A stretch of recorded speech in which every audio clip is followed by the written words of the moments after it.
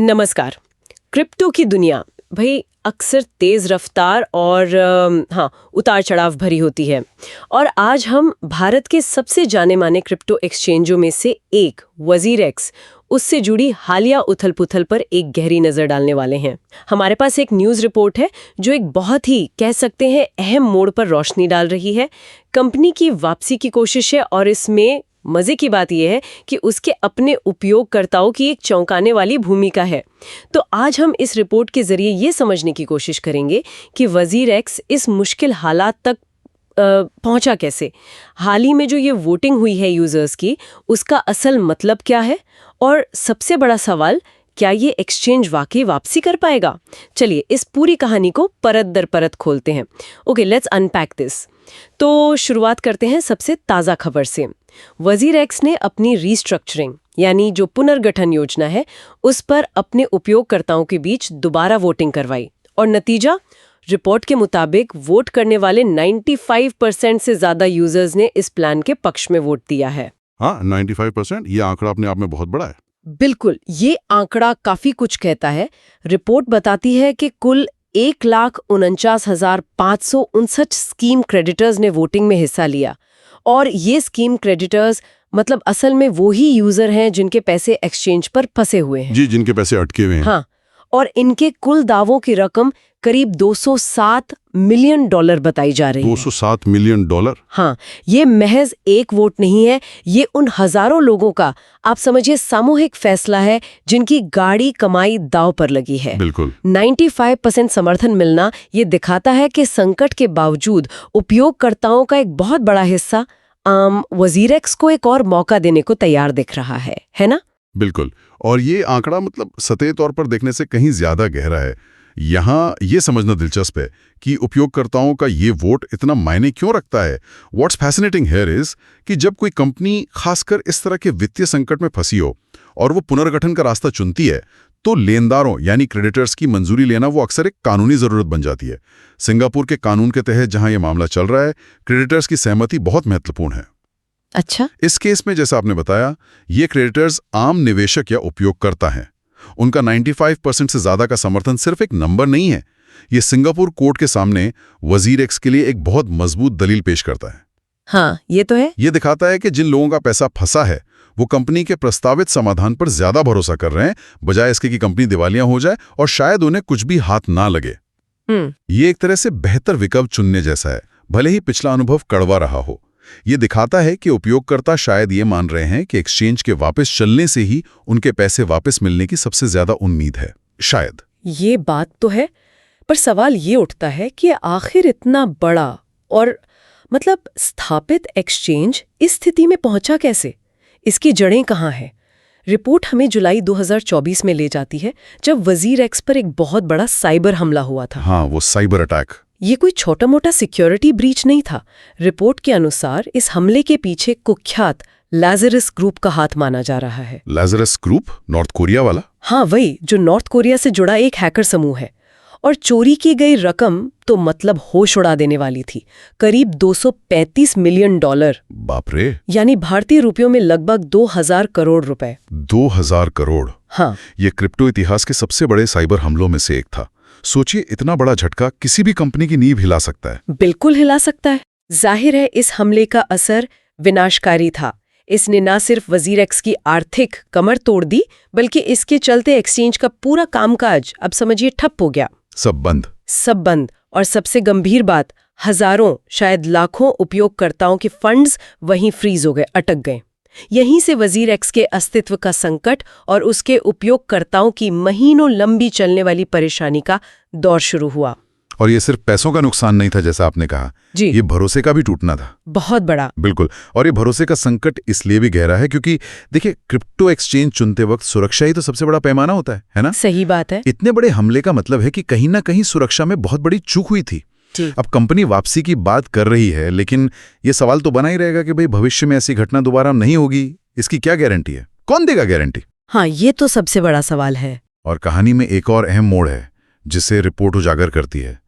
ये वजीरेक्स का पुनर्गठन का पहला प्रयास नहीं था।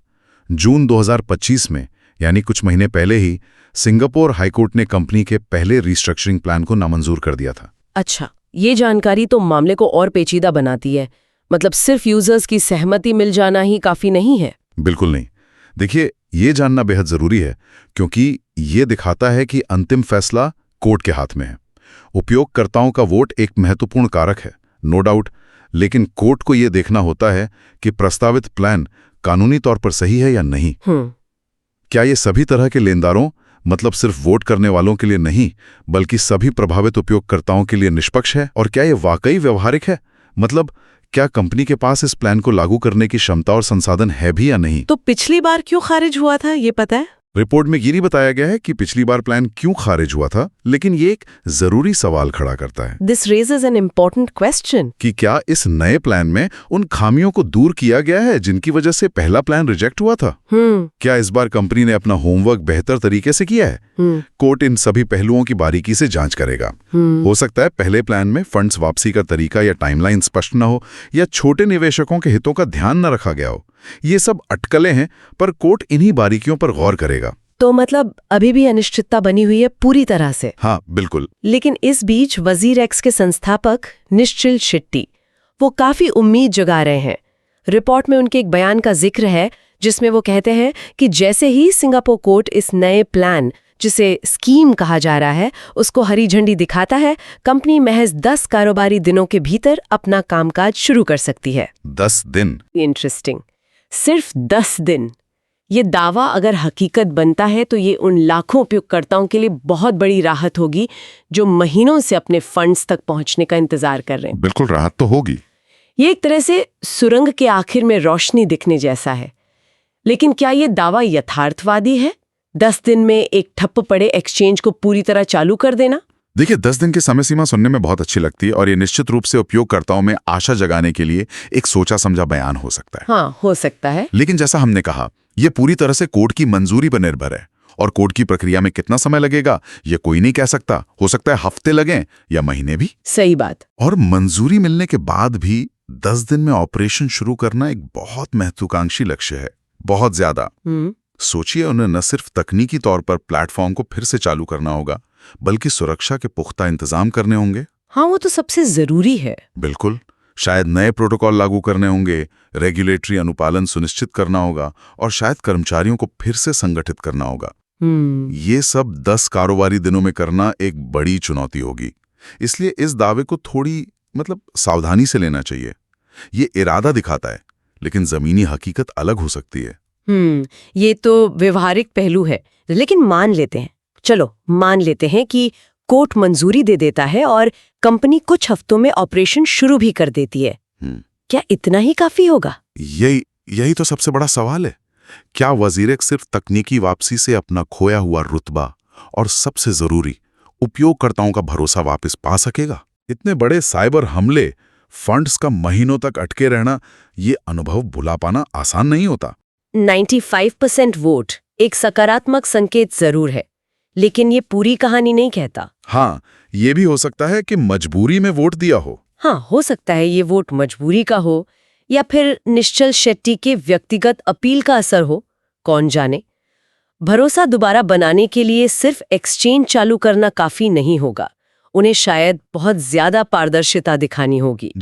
जैसे बताना होगा कि हमला कैसे हुआ, क्या कदम उठाए गए हैं, भविष्य में सुरक्षा कैसे सुनिश्चित की जाएगी। शायद उन्हें उपभोक्ताओं को हुए नुकसान की भरपाई के लिए कुछ अतिरिक्त मुआवजा या लाभ देने पर भी विचार करना पड़े। विश्वास बहाली एक लंबी और मुश्किल प्रक्रिया होने वाली है। बहुत लंबी है। तो कुल मिलाकर स्थिति काफी जटिल है। एक तरफ वजीर एक्स को अपने उपयोगकर्ताओं का भारी समर्थन मिला है, जो वापसी की उम्मीद जगाता है। 95% की सहमति एक बड़ा पड़ाव है, इसमें कोई शक नहीं। हाँ, ये तो है। लेकिन दूसरी तरफ सिंगापुर कोर्ट की मंजूरी अभी बाकी है, और पिछले बार प्लान खारिज हो चुका है। और कोर्ट की मंजूरी मिल भी जाए तो 10 दिन में वापसी का दावा महत्वाकांक्षी लगता है, और सबसे बड़ी चुनौती भरोसे की बहाली की है। So what does this all mean?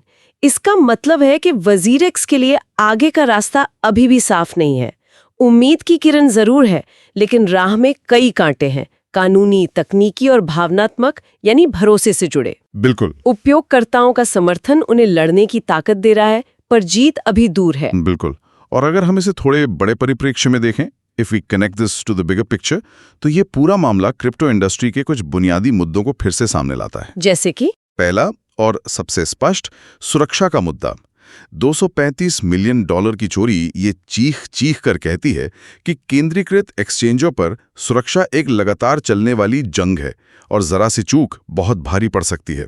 और ये लाजरस ग्रुप जैसे स्टेट स्पॉन्सर्ड हैकर्स का सक्रिय होना इसे और गंभीर बनाता है। हाँ, ये तो है। दूसरा पहलू है नियमन और उपभोक्ता संरक्षण का। हालांकि यहां मामला कोर्ट के जरिए सुलझ रहा है, ये दिखाता है कि जब चीजें गलत होती हैं तो उपभोक्ताओं के पास राहत पाने के लिए क्या रास्ते हैं। क्या मौजूदा रेगुलेटरी ढांचा ऐसे संकटों से निपटने के लिए काफी है? भारत में क्रिप्टो रेगुलेशन को लेकर जो अनिश्चितता बनी हुई है, वो भी शायद इस स्थिति को और जटिल बनाती है।